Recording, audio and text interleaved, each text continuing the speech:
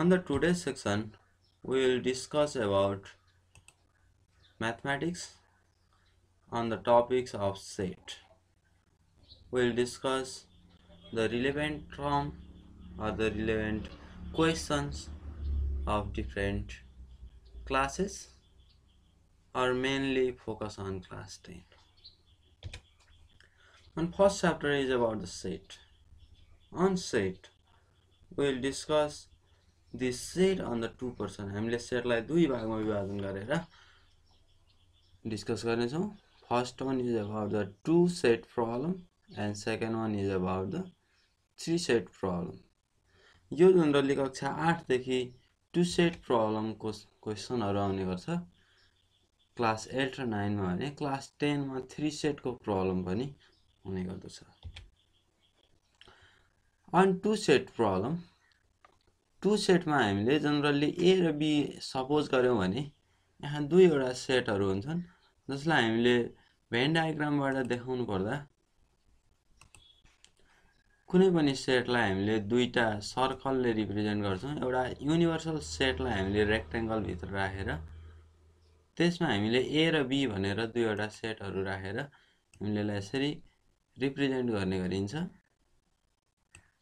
यसरी रिप्रेजेन्ट गरिरहँदा यो बीचमा दुवैको इन्टरसेक्टिङ पार्ट हुन्छ. यसलाई intersection of A and B भनिन्छ भने यो टोटल दुईवटा सर्कलले कभर गर्ने टोटल मेम्बरहरु जुन A र B को सेट सर्कल भित्र पर्छन् these are A union B. Here the A union B. हामीले अब नम्बरमा क्याल्कुलेट गर्नुपर्ने हुन्छ. जनरली सानो क्लासहरुमा हामीले मेम्बरहरु लेख्ने ABCD अथवा XYZ यसरी मेम्बरहरु लेख्थ्यौं भने on 8 9 10 we have to calculate on the cardinal number. Cardinal number को फर्ममा हामीले क्याल्कुलेट गर्नुपर्ने हुन्छ.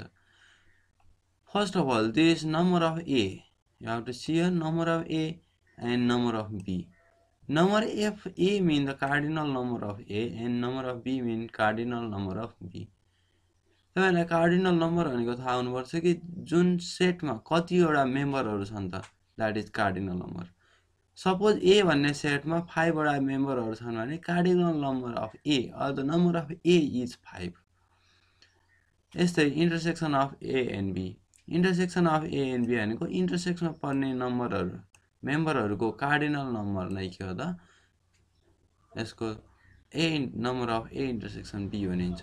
जनरली हामीले फर्मुलाबाट कुनै पनि क्वेशनहरु solve गरिरहँदा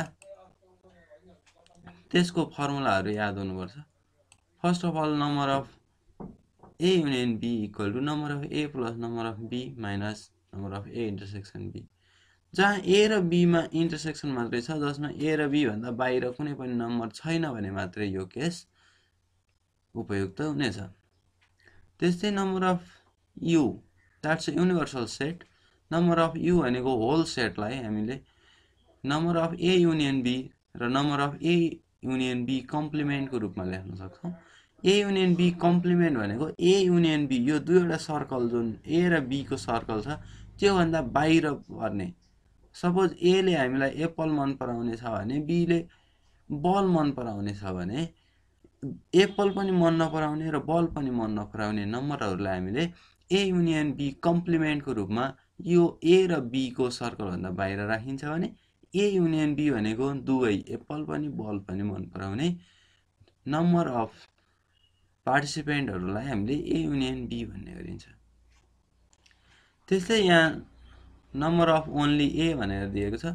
number of only A equal to number of A minus number of A intersection B.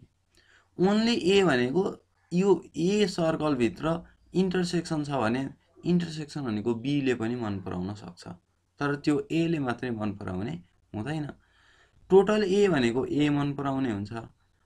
यो सर्कल जुन A को सर्कल छ यो सर्कल भित्र टोटल A छ, तर यो इन्टरसेक्सन को पार्ट जति छ यसमा B पनि मन पराउने छ. तर यहाँ हामीलाई दिएको छ ओन्ली A. ओन्ली A भनेपछि A मात्रै मन पराउने भनेको यतापट्टिको यो पार्टमा हामीले जनरली रिप्रेजेन्ट गर्ने गरिन्छ, जसमा B को कुनै पनि फ्र्याक्सनल पार्टहरु हुँदैन. यसमा B मन पराउने पार्टहरु यसमा रहँदैन. त्यस्तै ओन्ली बी भन्यो भने पनि हामीले ओन्ली बी भनेको बी को पार्ट मात्रै, जसमा ए को पार्टहरू मिसिएको हुनु भएन। ए को पार्ट मिसियो भने त्यसलाई इन्टरसेक्सनले छुट्याइएको हुन्छ, त्यो इन्टरसेक्सन ओन्लीमा पर्दैन। यसरी जनरली हामीले एउटा सेटमा हुन सक्ने केही टर्मिनोलोजीहरू टु सेट प्रब्लममा हुन सक्ने सर्टेन रिजनहरूलाई हामीले डिस्क्राइब गरौँ। And we have to go on the next one.